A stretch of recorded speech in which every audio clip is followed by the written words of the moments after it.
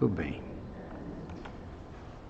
Irmãos, nós estamos aqui dia 6 de junho, primeiro domingo de junho, para continuarmos nossa escola bíblica dominical, para o que nós vamos então ficar de pé e estaremos orando. Vamos pedir que a irmã Hermana peça a bênção de Deus sobre a escola, aqui nas classes, nas congregações, para todo lado, viu, Hermana? Amém. Amém.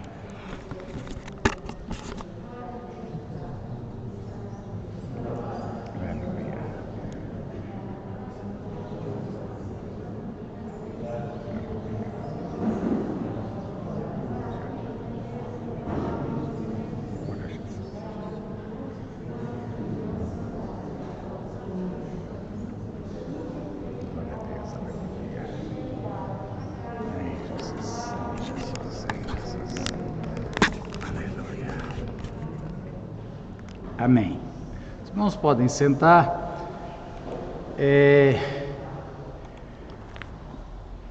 Irmãos, nós temos aqui a lição 5 tinha ficado muito grande. Aí eu dividi em primeira parte e segunda parte. Os irmãos que já têm a lição 5, essa aqui é a segunda parte. Você pode distribuir para a gente, Dete? Vem escrito aqui, ó. Deixa eu mostrar aqui para você, deixa eu ver isso aqui. Ó. É a mesma lição 5, 7 selos, porque deu no total 15 páginas. Aí ficava uma lição grande demais. Eu fiz 2 volumes, até para os irmãos acompanharem. Eu tenho que voltar um pouco aqui na lição 5, para a gente ver um assunto aqui, irmãos, que vem ao nosso... A gente tem que parar. Muito bem.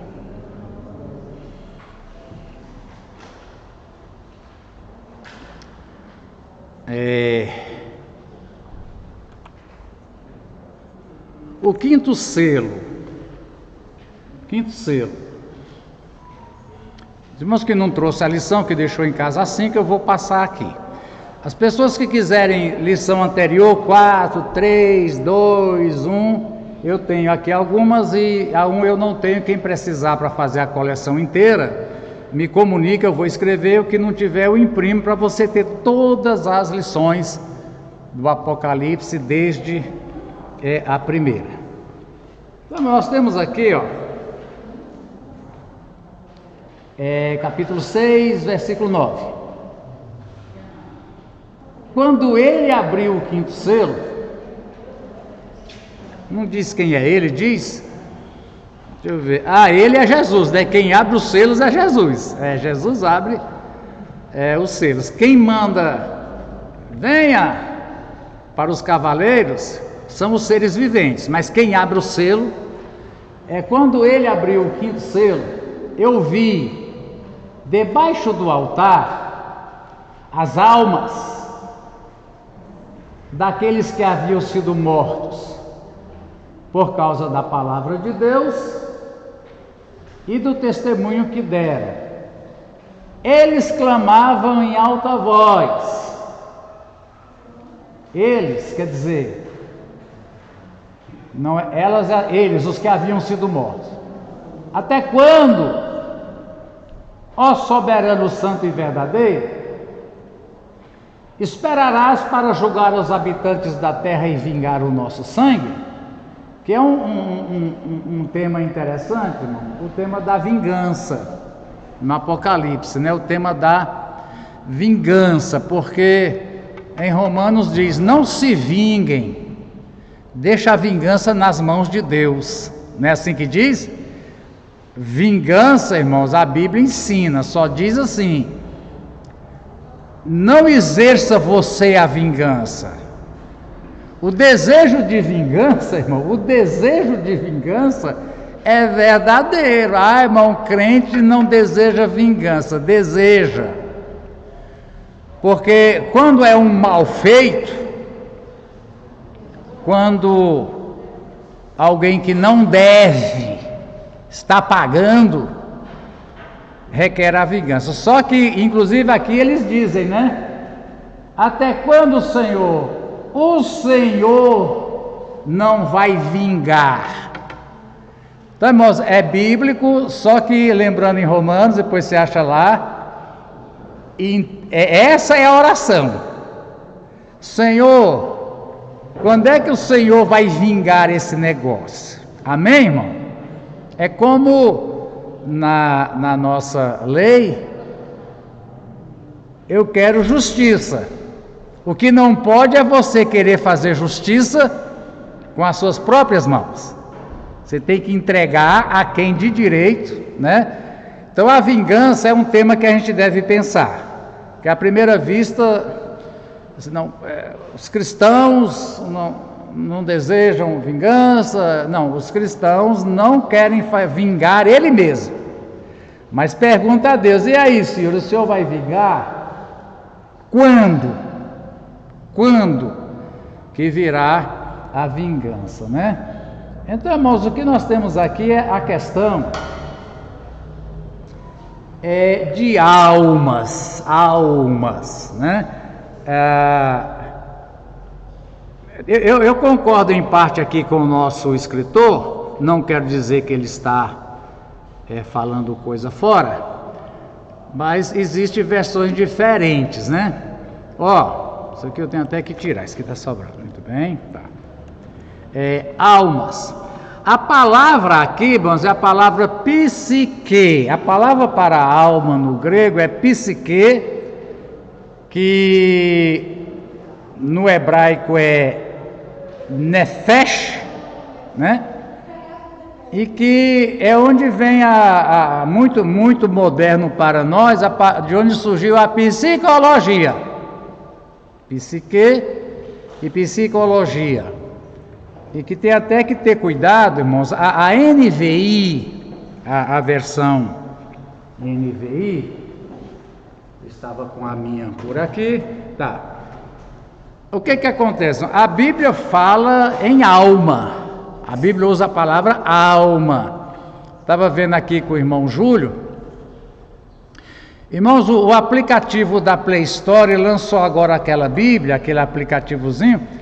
Ele me mostrando, foi atualizado essa semana. Você tem todas as versões em português: Almeida Revista, Almeida Corrigida, Almeida Atualizada, Nova Almeida Atualizada, King James, NVI. Aí você abre lá e você pode agora escolher, né?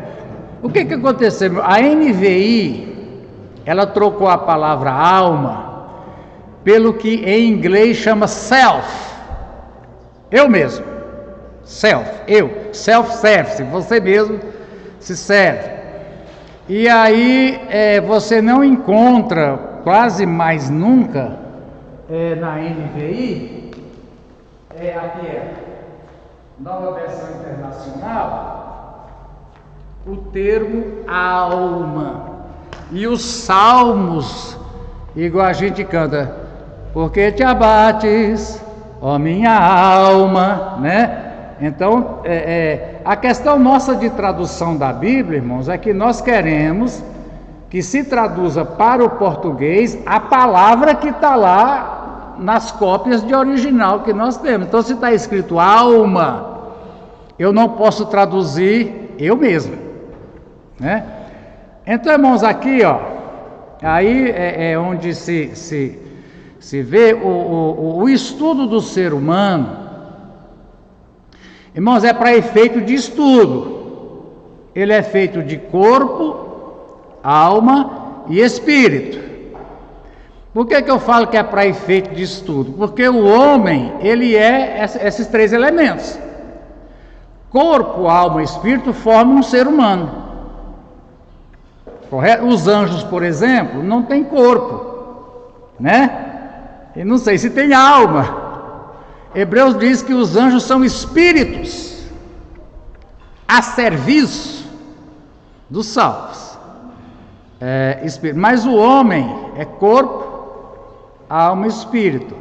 Aí a gente pergunta: se faltar um desses elementos, continua consciente, etc., né?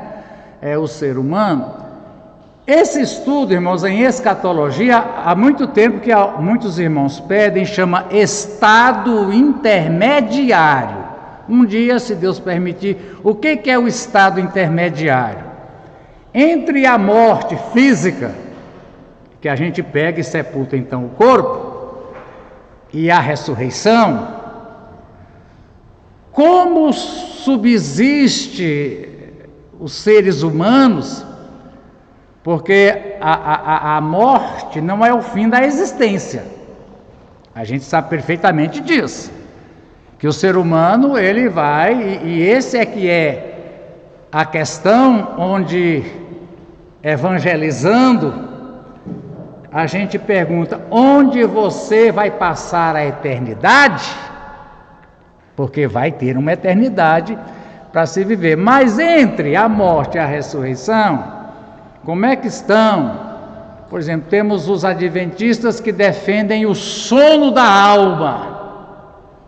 Quer dizer, estão existindo, mas em sono profundo, não tem consciência de nada. Seria que quando morre, apaga e na ressurreição acorda. Então não estão exercendo atividade nenhuma, não anda, não fala, etc. Né? É uma ideia. Temos outras interpretações. O pastor John, que é o autor aqui da nossa lição, vou mostrar aqui para você, né? O pastor John, está aqui o nome dele. Pastor John tem todas as... Ele é dos que defendem aqui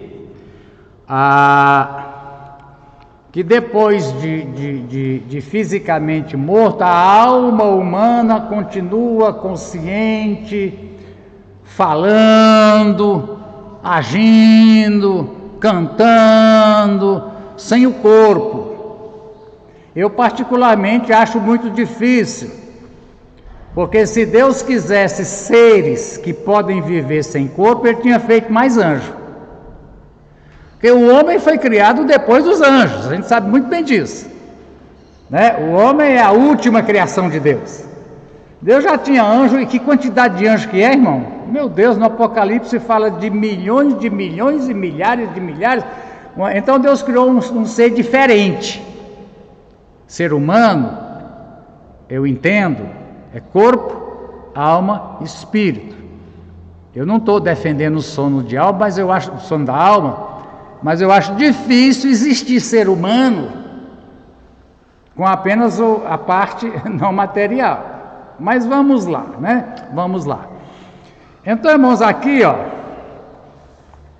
a vida da carne está no sangue, diz Lucas, diz Levítico, né?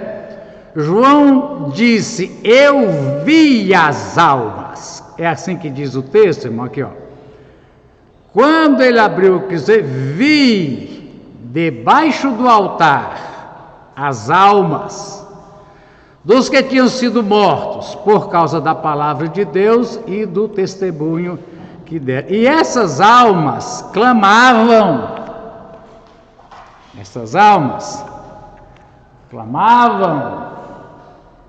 em alta voz. Uma coisa, irmãos, que eu verifiquei agora, quando diz que é em alta voz, por exemplo, aqui no começo, né? Quando diz aqui: ouvi um dos seres viventes dizer com voz de trovão. Isso não quer dizer apenas, irmãos, o volume da voz. Quer dizer que essa voz é oficial. É como oficialmente se anuncia, por exemplo, num tribunal, e vai entrar o juiz, e vamos receber o juiz fulano de tal, todo mundo fica em pé. É uma ordem. O juiz toma o lugar, podem sentar. É sempre falado em tom alto, dizendo assim, irmãos, que é um comunicado legal. O fato de ser em alta voz não é só para dizer a altura, é para falar o decreto que está sendo anunciado. Entendeu isso bem, né, irmão Jéssica? Quando diz que é em alta voz, ele está oficialmente declarando. Provavelmente, diante de um tribunal, Deus está no seu trono como juiz, porque é o dia da ira e Jesus agora está como juiz, né? Então, quando diz aqui, irmãos, que clamavam em alta voz, segundo essa interpretação, é como a gente vê hoje, quando acontece bala perdida ou coisa parecida, e as pessoas dizem: queremos justiça. E eles fazem isso gritando mesmo, alguns queimando pneu e etc. Então, irmãos, quando essas almas clamam em alta voz, elas estão requerendo. E o que elas estão requerendo? Quando virá a vingança do nosso sangue? Porque Deus aqui é chamado de soberano, que aqui é déspota. Déspota. Mas soberano déspota é anterior, foi um período da história que o governante anterior a essa separação entre os três poderes. Foi Montesquieu que fez a separação dos três poderes: executivo, legislativo e judiciário. Para que separou em três? Para evitar abuso, porque esses três, cada um responde, nenhum deles é só no Brasil, que não tem a quem responder. Mas antes disso, irmãos, é uma pessoa que ele era os três poderes. Tem juiz nosso que está exercendo os três poderes. Ele é o réu, ele é o investigador, ele é o juiz. Então isso aqui não existe. Mas quando chama Deus aqui, ó soberano, o Senhor tem o poder de julgar, punir e executar. Então, quando é que vem essa vingança? Aqui, irmãos, segundo essa ideia aqui do pastor John, diz aqui: almas aqui são pessoas sem corpo. Pessoas sem corpo, falando. Eu respeito, mas eu tenho muita dificuldade pelo que eu já li na Bíblia, de crer que sem corpo existe atividade. Porque a alma, a psique, para falar, ela precisa de um corpo. Para ouvir, ela precisa do ouvido. Tanto pode lesionar o ouvido, como pode lesionar o cérebro, e aí fica impedido. Os anjos e Deus, que são espírito, fala sem corda vocal, escuta sem tímpano, pega sem mão. Mas o ser humano não, o ser humano foi feito para existir, tanto que haverá ressurreição da carne. Alguns negam, irmãos, hoje que haverá uma ressurreição, que a ressurreição é espiritual. Não é ressurreição espiritual. O texto diz que os mortos em Cristo ressuscitarão, os sepulcros vão se abrir, diz lá em João, os sepulcros vão se abrir, os que morreram no mar, onde for, voltam a ter um corpo, e aí volta a ser gente. O que eu digo é que sem corpo não é gente. Mas aqui, irmãos, então, ele diz, por exemplo, aquele, João as viu como os apóstolos viram Moisés. Bom, isso aqui é uma coisa interessante. Veja bem, em Mateus 17, deixa eu pegar aqui Mateus 17 para a gente ver. Mateus 17, vou botar no 1, a gente vai chegar na transfiguração. Jesus no fim disse,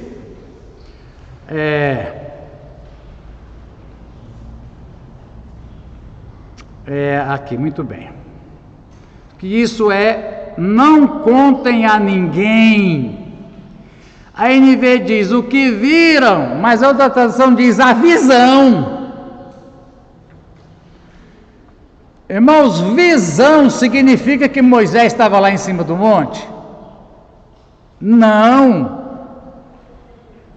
Que Elias e Moisés, Elias foi levado num carro de fogo, mas não foi tirado da atmosfera fisicamente normal. Moisés realmente morreu, inclusive no livro acho que é Judas, diz que o arcanjo Miguel disputou com o diabo sobre o corpo morto de Moisés.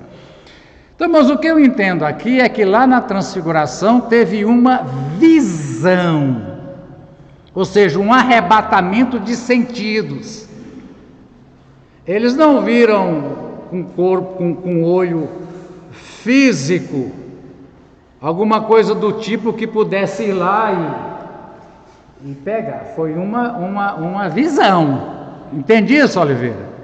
Em Mateus 17, quando desceram do monte, eles não contem a ninguém a visão.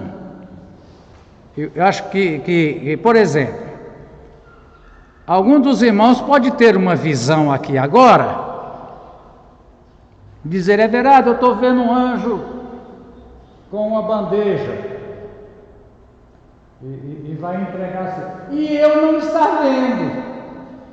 Quem está vendo é quem tem a visão. Então, irmãos, quando ele compara aqui, quando ele compara aqui, João vendo as almas com a visão no monte, está dizendo claro, e na verdade é visão mesmo. Quando João diz eu vi, inclusive alguém diz o visionário João, um dos nomes de João no Apocalipse é o visionário João, porque vê coisas que ainda não existem. João viu coisas que ainda não existem. E até deixa eu colocar aqui mais uma vez, irmão, porque eu não sei se eu já falei, eu gostaria de falar isso para todas as pessoas. Como eu não sei se eu já falei para todo mundo, irmãos, o futuro não existe. E como é que a Bíblia fala dele? Entendeu? Não existe. O mundo existe até agora, 9h28 do dia 6 de junho. Mas e como é que vê? Como é que vê, irmãos? É porque Deus, o soberano, diz assim, eu vou fazer isso.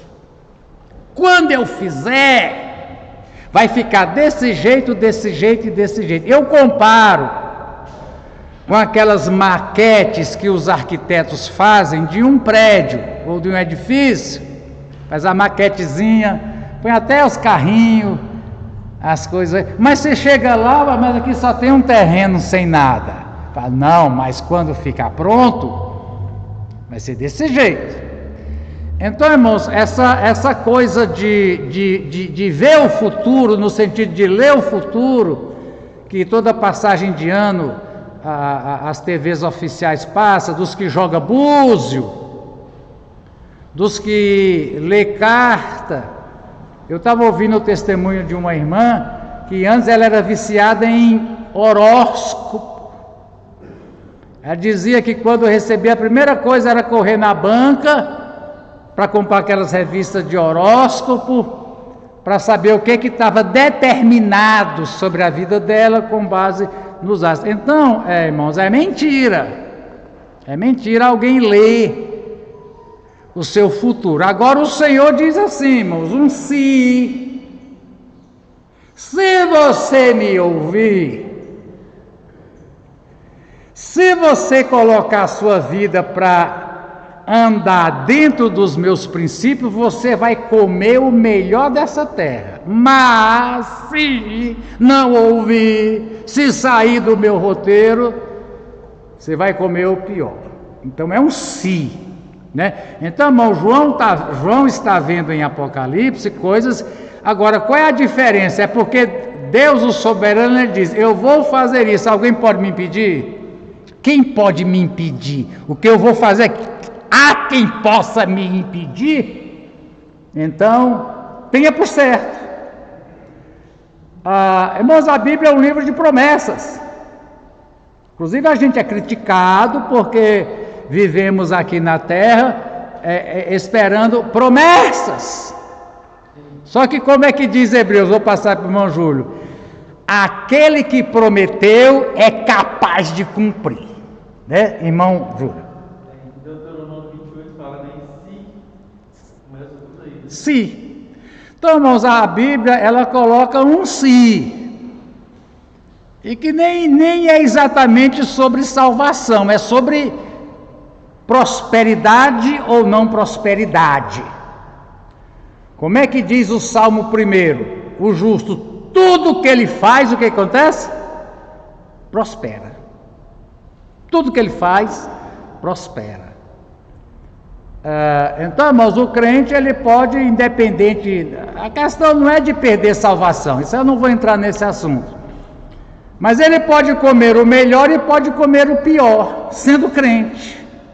É uma questão de opção, de querer fazer. Então, irmão, quando ele diz aqui, ó, ele também diz aqui, morreram depois da tribulação. Eu quero ver essa questão, porque aqui diz apenas assim, irmão. Ó, aqui diz apenas assim. Os que haviam sido mortos por causa da palavra de Deus e do testemunho. O texto não diz quando essas pessoas morreram. Está entendendo, irmão? O texto diz que teve pessoas que seu sangue foi derramado, muitas, cujo sangue foi derramado por causa da palavra de Deus e do testemunho. Quer dizer que mesmo diante da ameaça, você vai receber pena de morte, se você não voltar atrás. Ele diz, nem que eu perca. Mas não diz quem são. E também, irmãos, o que está sendo perguntado aqui é: Senhor, quando o nosso sangue será vingado?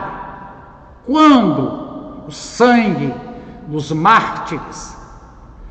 Irmão, nós temos, Jesus falou, desde Abel até Zacarias. Vocês, que deviam ser o povo de Deus, vivem derramando o sangue dos profetas.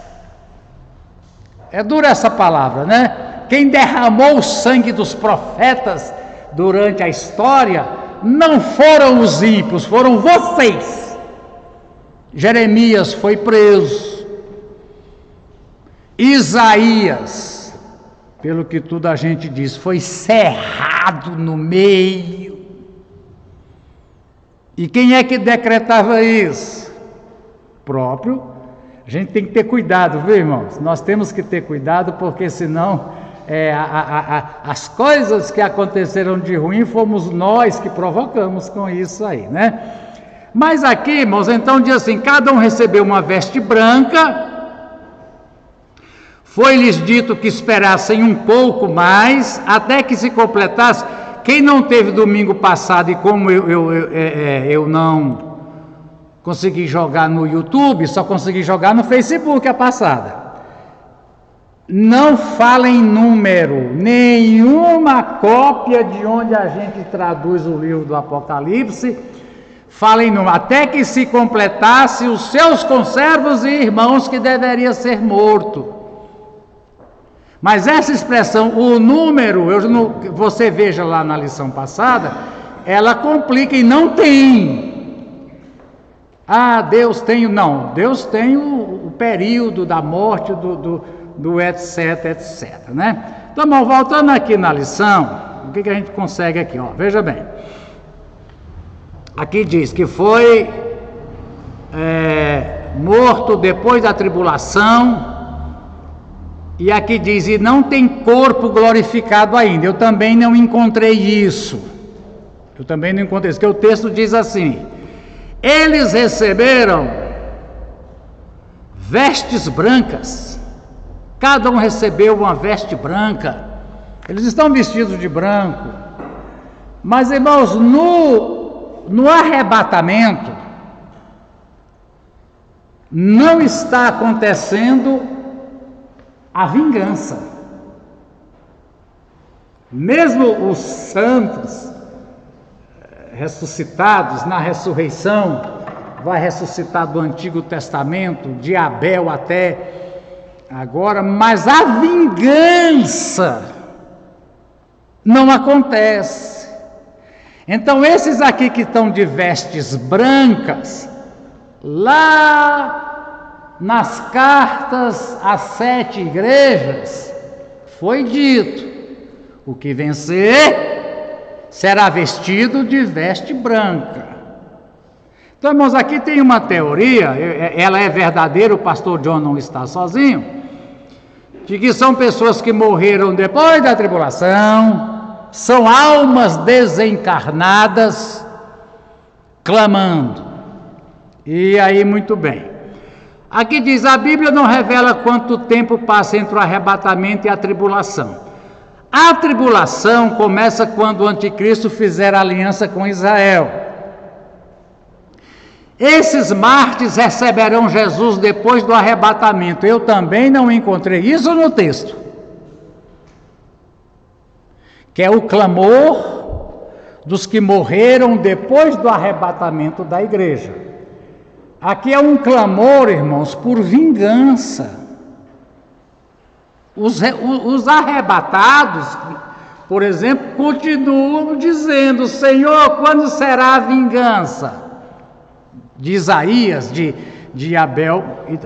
Então, irmãos, aqui diz o seguinte: sem a igreja, a salvação desses será muito especial. Nós vamos ver texto que diz claro de conversão de pessoas depois do arrebatamento, inclusive dos judeus, que vão converter a Jesus. E tem duas multidões, uma multidão de 144 mil de Israel e uma multidão que ninguém pode contar, né? Muito bem, há profecias de reavivamento dos judeus. A gente entende muito bem isso. Os judeus hoje, irmãos, eles são como qualquer gentio. Os judeus não ocupam hoje nenhum lugar especial no plano de Deus. O que ocupa lugar especial no plano de Deus hoje se chama igreja. O povo de Deus hoje se chama igreja. E o judeu, igual brasileiro ou africano, que quiser fazer parte de um plano especial de Deus, tem que se tornar igreja, né? Mas está profetizado que esse povo judeu vai reconhecer que o Cristo que eles dizem que ainda virá, já veio e que é Jesus. Então é um outro sistema, diferente da graça. A graça termina com a igreja, mas haverá, né? Aí diz aqui, irmão, debaixo do altar, interessante essa expressão porque a gente quer ver, né? Porque eu vi as almas debaixo do altar. Irmãos, aqui presta atenção, deixa eu te mostrar uma coisa. Eu acho que aqui é uma figura de linguagem. Deixa eu te mostrar aqui. Ó, pra cá. Ó. Eu passei, deixa eu ver para onde é que eu fui então. Apocalipse, Zacarias, Apocalipse.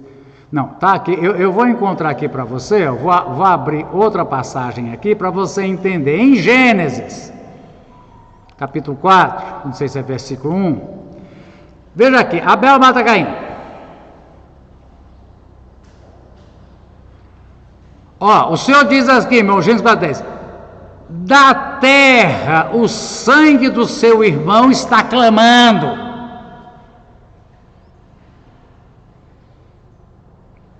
Ah, irmão, o sangue é uma pessoa? Caim, o sangue do teu irmão na terra está clamando a mim. Vocês vão entender a figura? O Senhor está dizendo, todo sangue derramado inocentemente, eu recebo como um clamor de vingança. Então, irmãos, essa figura de linguagem, quando diz lá, eu vi as almas debaixo do altar clamando por vingança, eu posso entender, igual eu leio aqui, de Caim, Abel, e o seu Deus dizendo, este sangue está clamando por vingança, está clamando a mim. Dá para entender essa figura sem muita dificuldade, Hermana? Que quando diz, irmão, quando Deus diz, estou recebendo um clamor por vingança, estou recebendo, não quer dizer necessariamente que seja um ente, uma entidade, ou alma desencarnada. Está dizendo que a injustiça que foi feita, eu vou vingar. Eu, como diz Romanos, entrega a Deus, a vingança pertence a Ele. Então, irmãos, inclusive quando diz assim, debaixo do altar, eu vi as almas debaixo do altar. O altar aqui, irmãos, é o altar de sacrifício. Ó, Apocalipse. Cadê Apocalipse? Ó. Aqui, ó. Né? Debaixo do altar as almas. Bom, o sangue, ele era colhido numa bacia, o sangue do sacrifício. Então havia o altar. Esse sangue que Deus recebia como sacrifício, vocês sabem, o sangue que tinha que ser derramado era o do pecador. Mas Deus aceitava, até que Jesus viesse, que o sangue de um animal substituísse o seu. Então aquilo era um sacrifício que Deus recebia. Aí o sacerdote ia lá no altar, que em cima era a grelha, era tipo uma churrasqueira bem grande, uma churrasqueira enorme, onde as carnes eram queimadas, o sangue não era queimado, o sangue era derramado na base do altar. Quando derrama na terra, irmãos, a gente tem a questão, no Novo Testamento foi ratificado para nós não comer sangue. Crente não come sangue. Porque a vida, a gente leu aqui o texto, a vida, né, como o pastor colocou, aqui, irmão, diz aqui, ó, né? A vida, Levítico 17, a vida da carne está no sangue. Aí nós dizemos, toda vida pertence a Deus. Quando derramamos o sangue, nós dizemos, Senhor, estamos devolvendo a vida para o Senhor. A vida, nós estamos devolvendo. Então, irmãos, era um ritual, onde o sangue era derramado na base do altar, o sangue. Aí João diz, eu vi debaixo do altar as almas. Eu leio assim.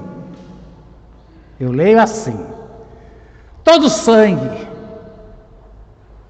de um servo, de uma serva de Deus, que foi derramado por causa da palavra de Deus e por causa do testemunho que deram, este sangue, o Senhor diz, esse sangue eu recebo como um sacrifício oferecido a mim.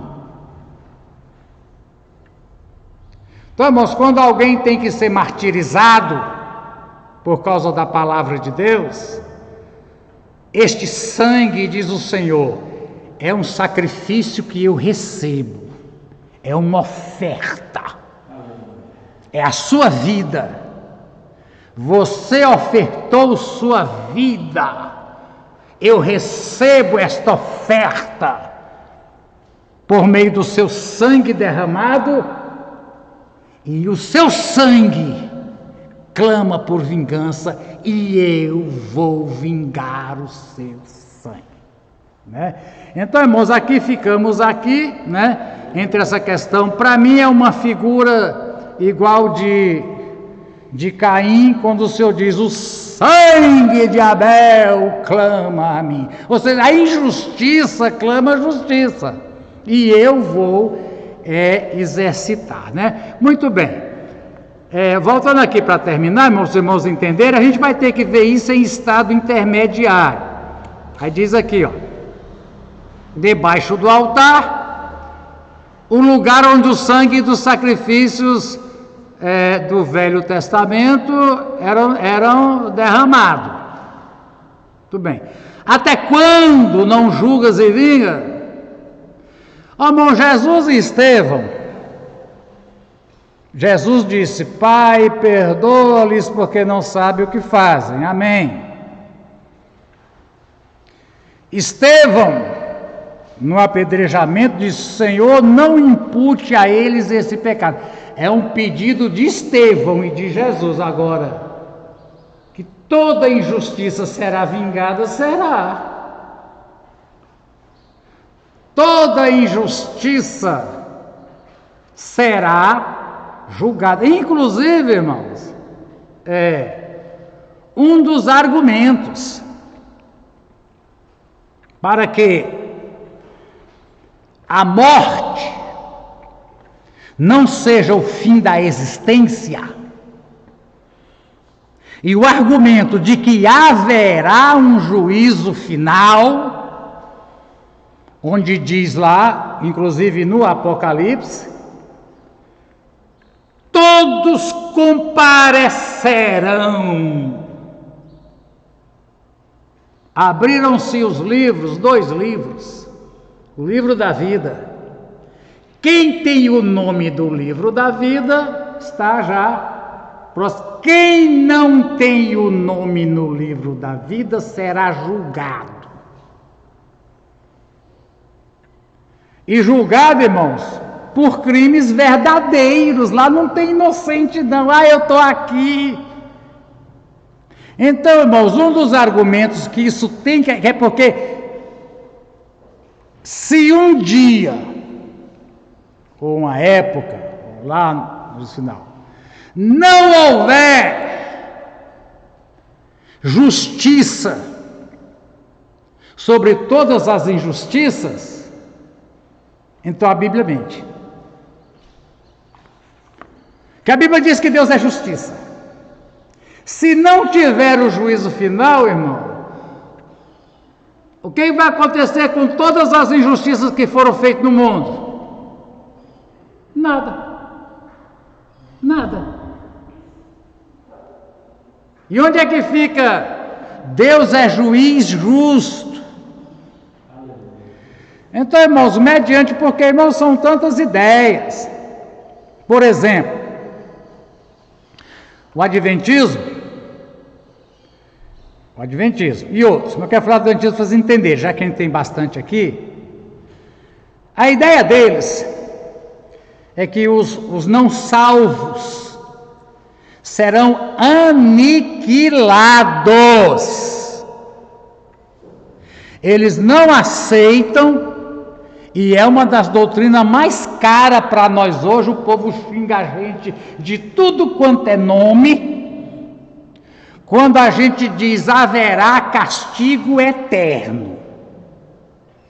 Que Deus é esse? Ô, pastor. Fala, Júlio. Igual o caso, né? A pessoa matou, roubou, fez um monte de coisa errada. E depois essa pessoa se converteu, arrependeu dos pecados. Como ele vai ser julgado? Muito bem. Essa é a questão.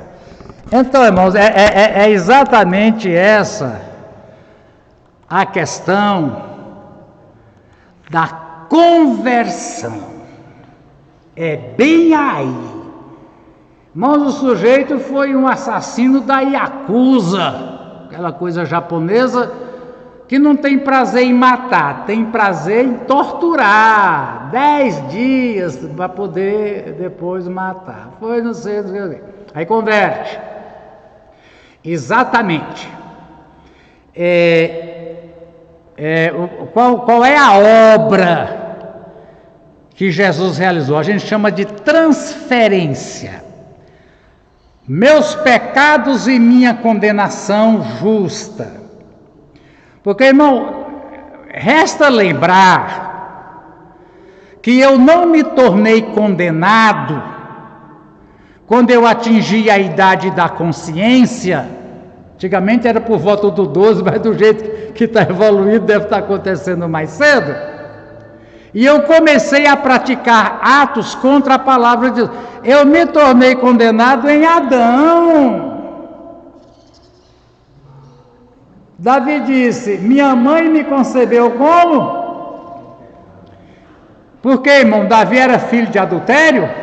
Não. A mãe de Davi era mulher de Deus.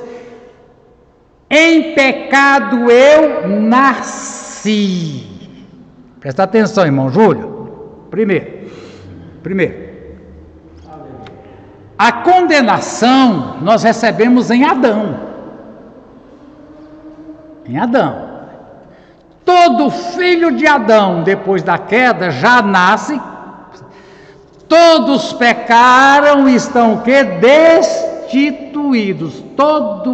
Toda criança que nasce, já nasce destituída da glória de Deus.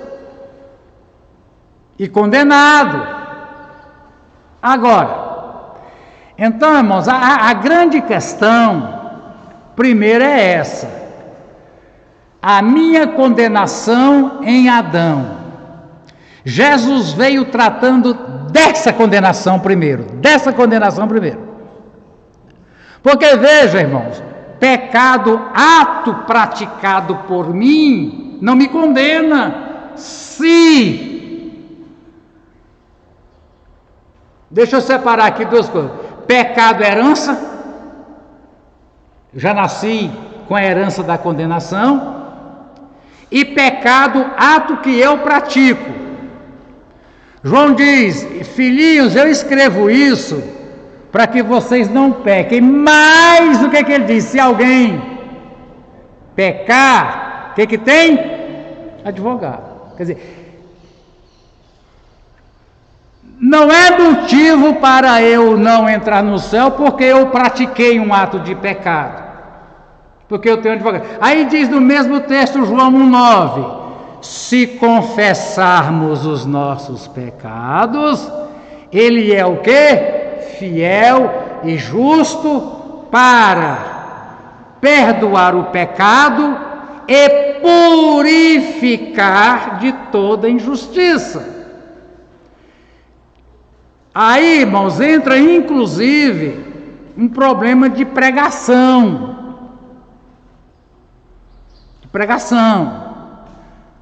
onde na sociedade a gente tem por pecador aquela turma de pé inchado que fica ali no ginásio de esporte, aquelas rodas de alcoólatra, e que a pessoa tem que arrepender dessa coisa. E na verdade, irmão, e os outros? As raízes. Veja bem, irmão, nós temos nessa cidade, não evangélico, muita gente decente. Nós temos nessa cidade, sem ser evangélico, pessoa que nunca bebeu e nunca fumou. Aí entra Eclesiastes 14. É uma vaidade que Salomão viu na terra. Há justos que procedem como ímpio e ímpios que procedem como justos. Mas Pois é. tudo isso é vaidade. Tudo isso é vaidade. Se o ímpio, esse irmão de farmácia não converter, não vai ser salvo. Vai ser salvo. E se o outro que está praticando, que é matando, se ele, a vez com a aceita Jesus, mas não pratica? Pois é. Então veja bem, irmão. Boa pergunta aqui, ó. Foi bom entrar nisso, eu gosto de entrar nisso, talvez seja necessário. Mas uma pessoa decente na cidade, não recebeu Jesus como Salvador, mas nunca tirou um centavo de ninguém, nunca mexeu com a família alheia, é pessoa que você pode fazer negócio com ela, mas não aceitou Jesus como Salvador. Se ela morrer, ela está perdida? Claro. Outra pessoa mete tudo isso, é desonesto, é viciado, é imoral e morre, está perdido? Então o motivo da perdição é porque usava essas coisas? Não, porque o outro não fazia nada e perdeu do mesmo jeito. A questão, irmãos, é que quem crê será salvo. Quando a gente canta aquele hino 8, foi na cruz onde eu vi meu pecado. Eu sei que não interessa, mas algumas pessoas falam, onde vi meus pecados também, mas aí é o meu pecado. O que foi tratado, irmão? Foi tratado que, destituídos da glória de Deus, nós deixamos de ser filhos de Deus. A gente fala isso interno. Eu não recomendo falar isso para o incrédulo, que quem não tem Jesus é uma criatura e não é filho. Isso não ajuda você convencer ele, mas é criatura. Veio para os seus não o receberam, mas a tantos quantos o receberam, foi-lhes dado o poder de se tornar o quê? Então, irmão Júlio, a gente precisa ver bem o seguinte: o pecado que a gente tem que pregar é de ser filho de Adão e não ser filho de Deus mais. Jesus resolveu o problema o pecado de herança. Aí, como diz Isaías 53, meus pecados, pode ser tudo, foi colocado em Jesus. E Jesus, justo, etc., transferiu para mim a justiça dele. Aí agora, irmãos, diante do juiz, vem a pergunta, etc. Inclusive tem uma ilustração, acho que é ilustração. Dizem que foi uma visão que Lutero teve, ou diz que é ilustração. Que o diabo pegou um papel e foi escrevendo os pecados dele, mas diz que rodou quilômetros esse papel, escrevendo os pecados de Lutero. Aqui. Aí diz que Lutero pegou uma caneta com a tinta vermelha e foi lá e escreveu assim: mas o sangue de Jesus me purificou de todo pecado. Então, irmão Júlio, fechando isso aqui, é uma doutrina, irmãos, evangélica, em alguns evangelhos. Eu li ontem que uma igreja batista norte-americana consagrou o primeiro pastor transexual. A igreja da Inglaterra, anglicana, tem tempo que o bispo Roberto fez a operação de mudança de sexo e virou a bispa Roberta. E a igreja tem do mesmo jeito, não viu diferença, né? Mas, então, irmãos, chama novo nascimento. Entendeu, irmão Júlio? Quem não nascer de novo da água e do Espírito, não vou entrar em questão da água, não entra, chama regeneração. Quando a gente recebe Jesus, a gente é gerado de novo uma vida. Nós só tínhamos vida de Adão. Agora, Cristo vive em mim, eu tenho Aí é onde entra a questão da luta. Eu passo a ter duas naturezas. Eu continuo tendo a natureza de Adão, que detesta o que é de Deus, e eu passo a ter a natureza de Cristo, que detesta tudo da natureza de Adão. E eu passo a ter as duas. E as duas estão em luta. Uma delas vai vencer. Aí vem aquela outra ilustração do pastor adventista, muito bom, um bulhão, muito simples. Você vai botar 2 cachorros para brigar. Um deles, você deixa trancado num lugar que ele nem se mexe, sem água, sem comida. O outro, todo dia você leva para correr, limpa, dá ração turbinada. Quem é que vai vencer a guerra? Com certeza esse que foi cuidado. É a mesma coisa, irmão. Se eu alimentar a natureza de Adão, ela vai vencer. É o crente carnal. Engraçado, eu acho que Paulo diz que é carnal, mas chama de crente. Meus irmãos carnais. Paulo é doido, né? Meus irmãos carnais. Né? Aí, irmãos, veja bem, a salvação é uma questão de gerar uma nova natureza que aceita as coisas de Deus. Exato. Essa palavra está sendo muito cara, Sirlei, porque a pregação de Jesus, a primeira pregação de Jesus que nós encontramos, depois de ter sido batizado por João Batista, a margem do mar da Galileia foi: arrependam-se. A palavra arrepender significa dar uma volta de 180 graus. Eu ia para aqui, agora eu vou para aqui. Arrepender. É uma volta completa. Então, irmãos, a questão de que nós não somos mais... Aí você vai lembrar, irmão Júlio, nenhuma condenação há para quem? Para quem está. Mas é para quem está. Entendeu? Aí, irmão, a questão aqui nós entramos nesse assunto, porque a gente estava falando de Deus como juiz, é que quem está em Cristo Jesus e no juízo final, aí o que significa estar em Cristo Jesus? Que o seu nome está inscrito no livro da vida. O livro da vida é o nome daqueles para quem não há condenação. Por quê, irmãos? Porque o preço foi pago. Sabe o que significa, irmão, estudando direitinho em Hebreus? O sacrifício de Jesus na cruz. Ele foi crucificado 9 horas da manhã e morreu 3 horas da tarde, mais ou menos.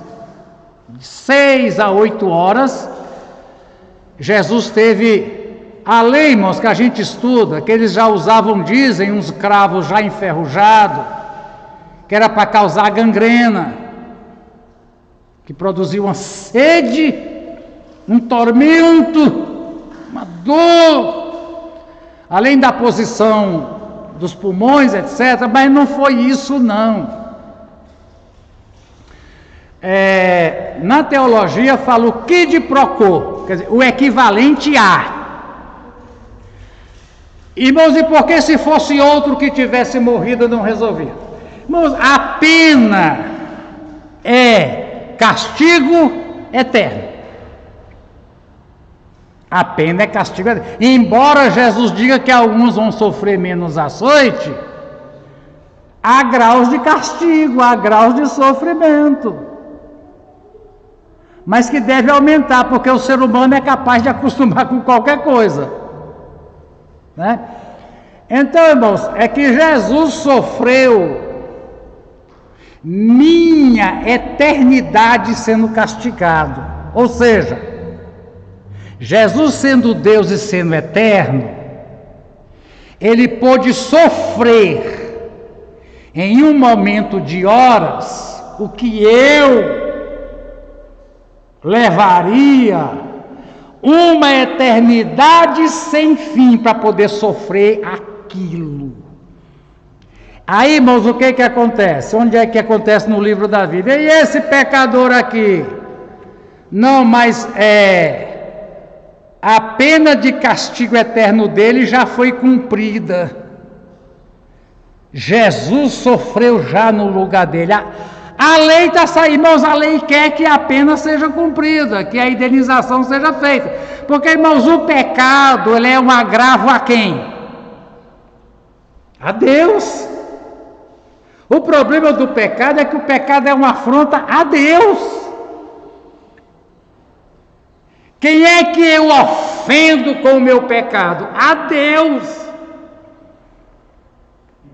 Senhor. A pregação do Evangelho hoje, para convencer as pessoas, o que interessa mesmo é essa, vamos dizer assim, o pecado que dá até Adão, no começo. Isso. Porque a pessoa que é liberta disso aí, ele não produz esses outros frutos. Esses outros frutos é produção de lá. Muito bem. Então, o nosso entender de pregar o Evangelho, você tem que tentar convencer a pessoa esse pecado. Esse pecado. Porque se nós conseguirmos pregar isso aí para ele entender isso aí, as outras questões estão resolvidas, que não vai produzir. Então veja bem, irmãos, convencer ele é exatamente isso, irmão, de que, assim como todos os seres humanos, ele está destituído da glória de Deus, ele está separado de Deus, ele não é filho de Deus. E inclusive em Romanos tem uma expressão que diz: é inimigo de Deus. Mas inimigo como? Com as obras, com a vida, né? Então, irmão, e que ele é separado, e que ele, a única maneira é ele volta. A palavra religião, que a gente crente não gosta, significa religar, religare. É como eu tirar a tomada aqui e um dia eu volto a ligar. Então a tomada que a gente foi desligado de Deus. O que acontece com um aparelho desligado? Não existe. Então a gente tem que voltar, irmão, é uma ilustração até bonita. Você tem que botar de novo sua tomada em Deus. Como é que se faz isso? Aí sim. Aquele que me confessar diante dos homens, eu confesso diante do Pai. Tem que arrepender e tem que confessar publicamente. A pessoa tem, irmão, não tem que levantar a mão, mas ela tem que falar, ou num culto, numa casa, ela tem que levantar diante das pessoas e dizer: eu recebo Jesus como Salvador. Aí entra o processo de regenerar. Pode falar, Antônio, eu não vou esquecer não.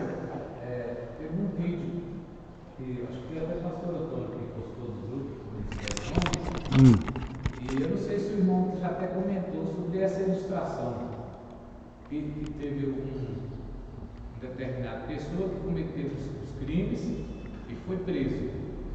E aí o presidente foi lá, disfarçado de pastor, de outra pessoa, e estava com a carta do perdão. E aí ofereceu para conversar com ele, e ele rejeitou, ele cuspiu, ele xingou e tudo, e foi embora. Quando ele saiu, aí o carcereiro foi lá e falou para ele que lá ele estava com a carta lá dentro da Bíblia para entregar para ele a carta do perdão, e ele rejeitou. E aí ele ficou arrependido ali, mas como ele não aceitou, ele foi condenado. No dia da execução ele pediu uma palavra para falar para as outras pessoas que ele não estava morrendo, ele ia ser executado, não era por causa dos crimes que ele cometeu, era pela rejeição do perdão que foi levado para ele. Ele 100%. rejeitou o perdão, aquela carta que estava lá era o perdão, mas ele rejeitou o perdão. E é uma ilustração que, para nós, Jesus é o perdão. Então precisamos aceitar, como o Oliveira disse, que é o pecado original, lá de Adão. Isso. E Jesus é o perdão. Irmãos, essa expressão é pecado original. O fato de a Bíblia não ter essa expressão é porque ele tinha que colocar um nome que resumisse essa questão do pecado original, que a pessoa já nasce. E aí então, veja bem, irmãos, Jesus disse que quantos pecados que o homem cometer que ele pode ser perdoado? Todos, menos um, que é a tal da blasfêmia. Lá tá. Então veja bem, irmãos, ninguém vai para a condenação eterna pelos pecados praticados, nem o crente. Aí, mas o crente depois de convertido peca, eu não sei vocês, mas eu tenho a minha, talvez a minha ganhe da de Lutero. Mas aí, irmãos, esse é o pecado que se eu confessar, está solucionado. O que não está solucionado é esse de Adão. E outra coisa para terminar aqui, irmão. Os irmãos lembram quando um dia se for da gente ver estado intermediário e julgamento? Irmão, questão de natureza. Os irmãos acham que um pecador se sente bem no céu?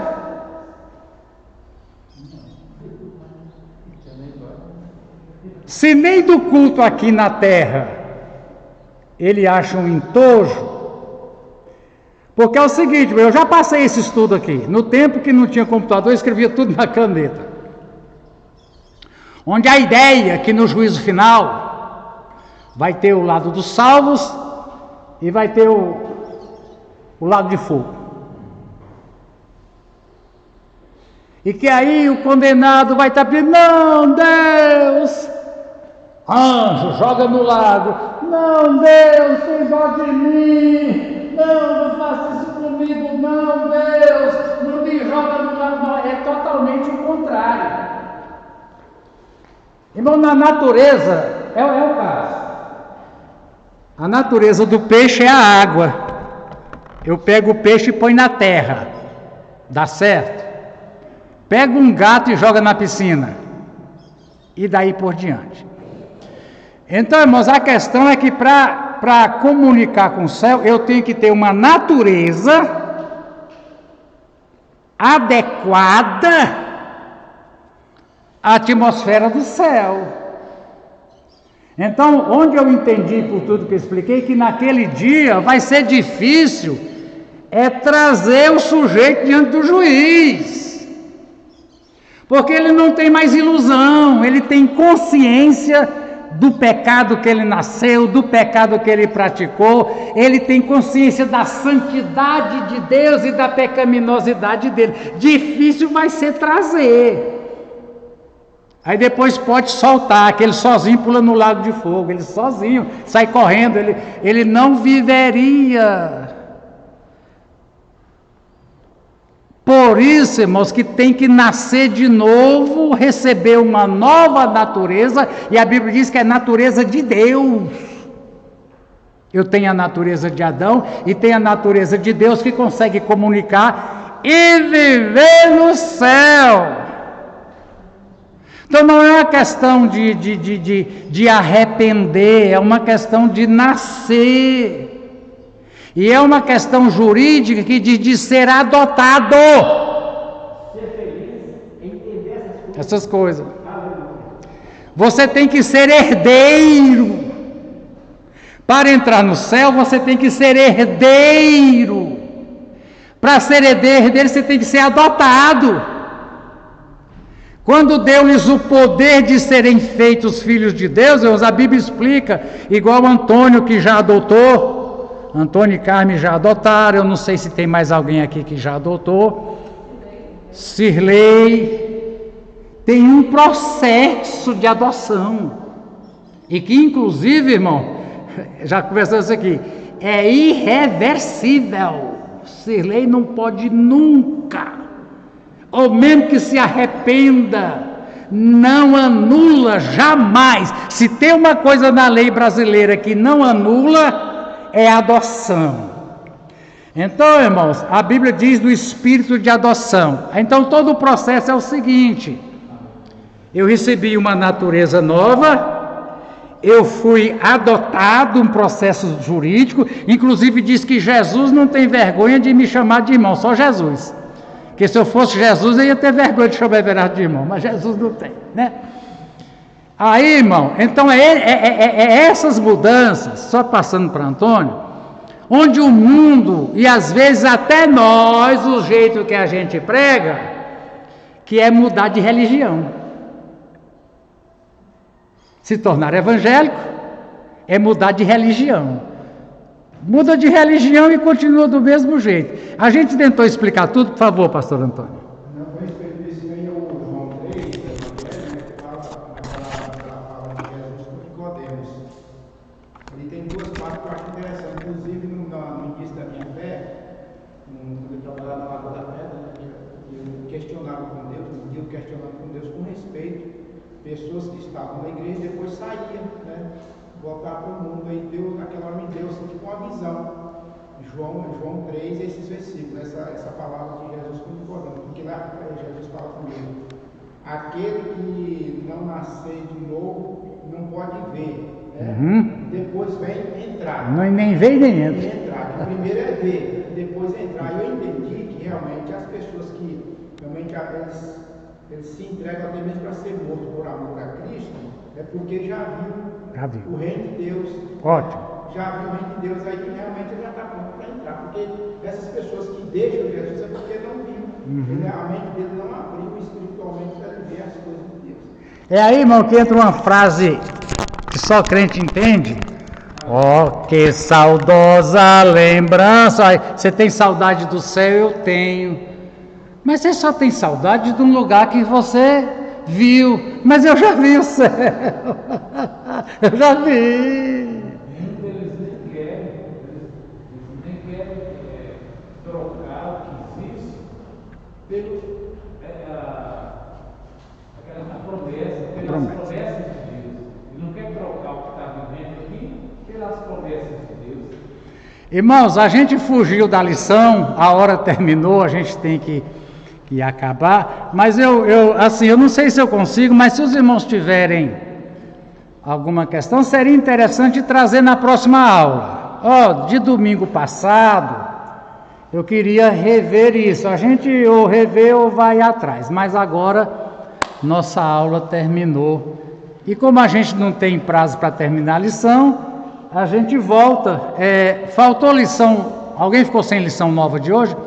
A gente prepara para depois, viu? Mas se assistir o vídeo, tá lá. A gente nem entrou nela ainda. Amém?